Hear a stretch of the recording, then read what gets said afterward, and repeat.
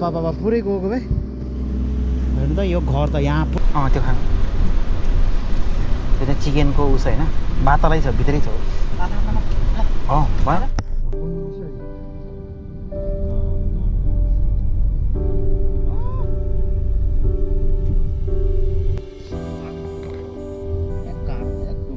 काम सुरु कुली कामको जुत्ता हो यो ओके आज आएको छ हामी चाहिँ ओइतामा आएको छ यो बाढी पहिरोले एकदमै यहाँ क्षति पुऱ्याएको छ अनि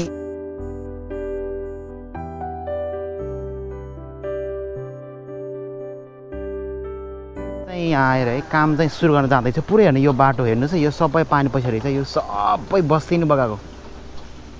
अनि हामी चाहिँ जान लागेको यो भित्र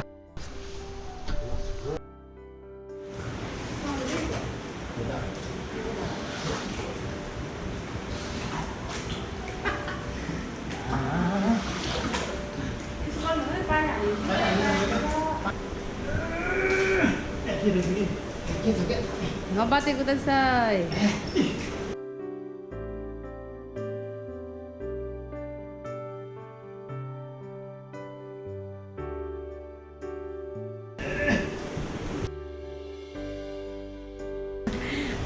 Gambate.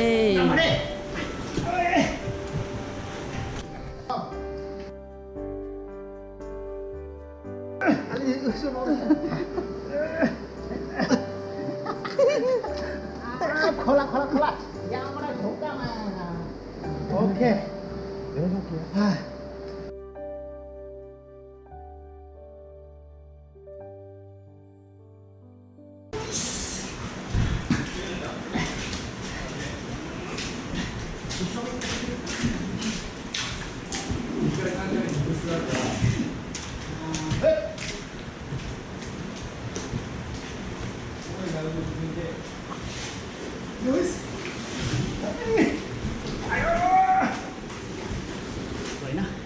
यहाँ चाहिँ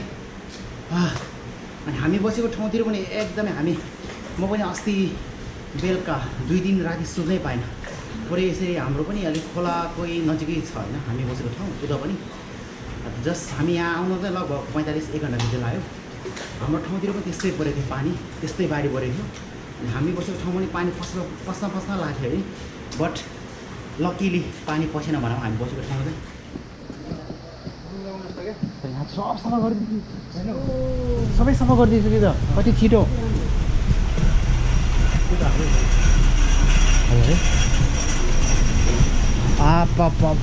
पुरै बस्दै खोला नजिक भएर छिटो भयो कि यहाँ चाहिँ सुकुम्बासी रे या जापानमा सुकुम्बासी हुन्छ र जापानमा त सुकुम्बासी हुन हो बिजरा हेर्नु त पुरा काम गऱ्यो यहाँ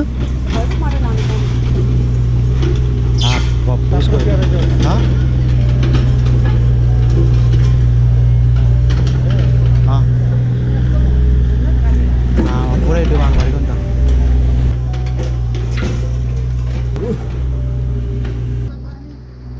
यहाँ त पुरै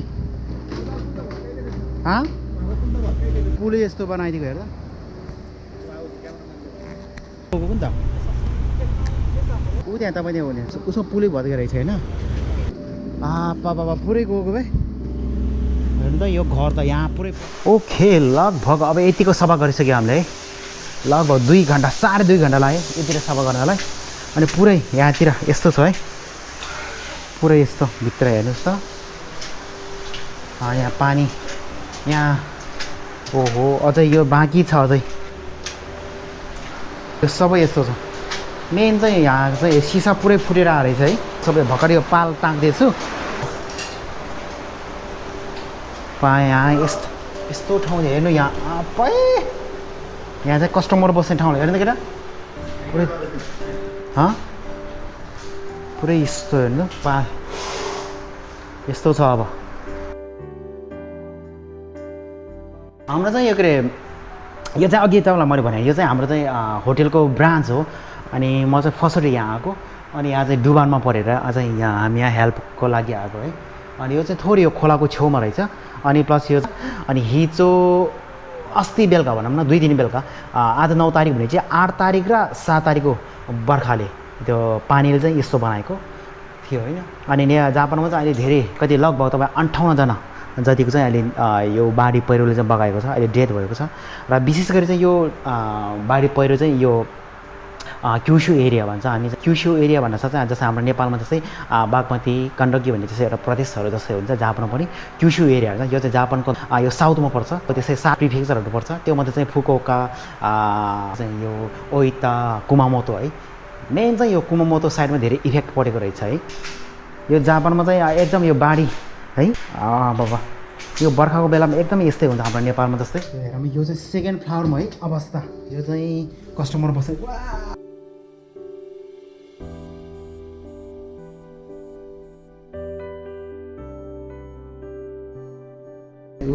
यस्तो छ कसरी कोठाको यहाँ पनि यो लुगा रहेछ यहाँ कति ब्रान्च धेरै ब्रान्चहरू छ यो के अरे हामीले काम गर्ने कुरो यो ओनर के अरे ओनरको चाहिँ अनि यो चाहिँ अलि थोरै यस्तै ठाउँमा चाहिँ होटेल प्लस अनि रिसोर्ट यो चाहिँ रिसोर्ट होइन अनि पानी अनि वन जङ्गल अलि डाँडा काँडा भएको ठाउँमा भएर चाहिँ यो खोलाको ठाउँमा थियो सेकेन्ड फ्लोर एकदम कति तपाईँको लगभग त 29-30वटा रुम रहेछ होइन यो सेकेन्ड फ्लोरमा पुरै ड्यामेज थर्ड फ्लोरको चाहिँ जो सेभ भएको छ यहाँ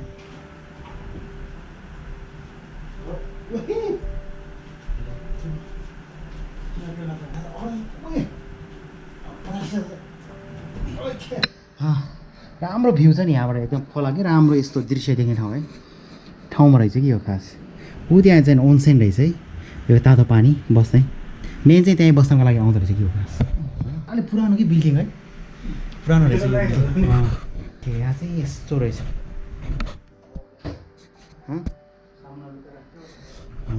पुरा सेकेन्ड यस्तो डिजाइनको है त्यो पुरानो स्टाइलको रहेछ पुरानो स्टाइलको मेन सबैभन्दा यो के बढी उस भएको चाहिँ कुमामोतो होइन 49 जना चाहिँ अस्ति नै डेथ भइसक्यो र कतिजना हराइसक्यो भन्दै थियो भने चाहिँ फुकुओकामा चाहिँ हामी बसेको भन्दा अलिक माथितिर चाहिँ एकजना बुढीको चाहिँ डेथ भयो भन्दै थियो है नेचुरल के नेचुरल उ त्यो नेचुरल हो कि त्यो के अरे तातो पानी के हाम्रो नेपालको जस्तो कि पुरा के बेनी बागलुङतिरको यो के अरे तातो पानी जस्तो उ त्यहाँ रहेछ कि मेन चाहिँ त्यहाँ यो तातो पानीमा डुब्नको लागि चाहिँ यस्तो होटेलमा पनि बढी आउँछ जापानमा चाहिँ होइन यो चाहिँ होटेल भन्दा पनि रेस्टुरेन्ट भन्दा यो चाहिँ के अरे रिसोर्ट जस्तो के अलिकति हाम्रो नेपालमा जस्तै के अरे माथि डाँडातिर यो के अरे खोलाको छेउतिर भएको रिसोर्टहरू जस्तो रहेछ अब त्यहाँ सोरेर लाँदो रहेछ कि यो चाहिँ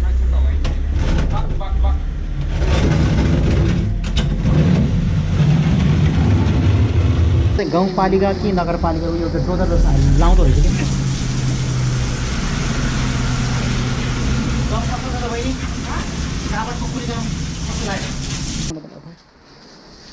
हाम्रो पाराले उताको ढन लग्छ अरे कि हो के लगभग यति सब भइसक्यो हेर्नुहोस् है बुढो बिचरा 65 वर्षको बुढो यस्तो थाहा काम गरेर बिचरा जानु पर्यो लाग्यो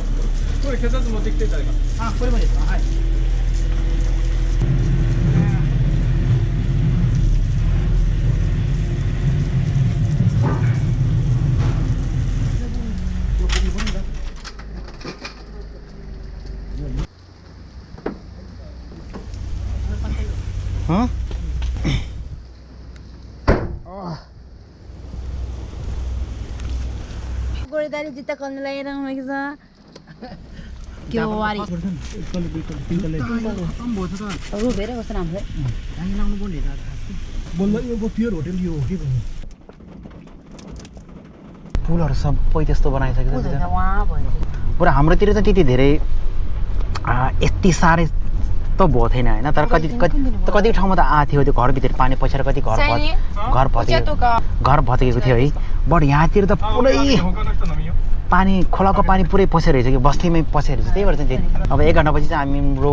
बसाइ पुगिन्छ है यहाँ खिचेछ पुरा खाना खाइरहेछ दुईजनाले चाहिँ त्यो काँडावाला स्पुन रहेछ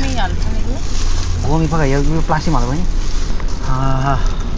अब ल कति आधी घन्टा 45 मिनटमा पुगिन्छ होला हामी चाहिँ यहाँ 7-11 मा पसेर चाहिँ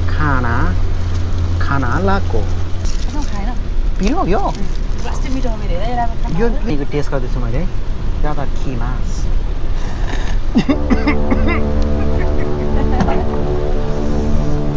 खर्रा गरे यो त पिरो कति हो या कोकोमा चाहिँ खराइ वा यहाँ खतरा हो क्या साँझे बहिनीले पिरो डेन्जर खान्छ गोमी पानी कति पर्यो फेरि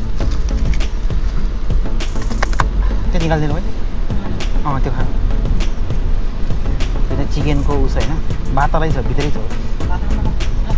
भयो त्यो मिलेछ ज्यादा मास है कस्तो रहेछ यो तोपु रहेछ त्यो मिल्यो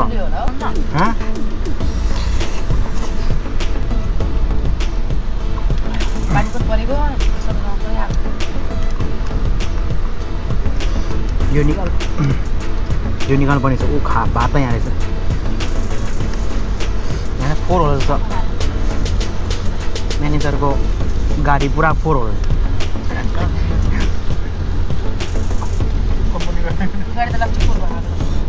4 भयो लास्ट चाहिँ आज त पुरै यस्तो छ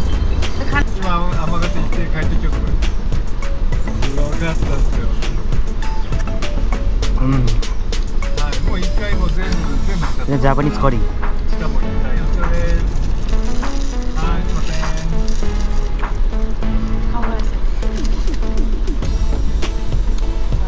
सब्जी त भयो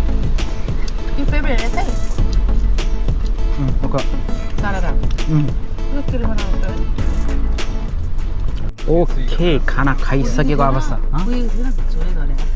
यस्तो पिरो खाने बहिनीले यस्तो जापानिज राम एकदम पिरो राम खतरा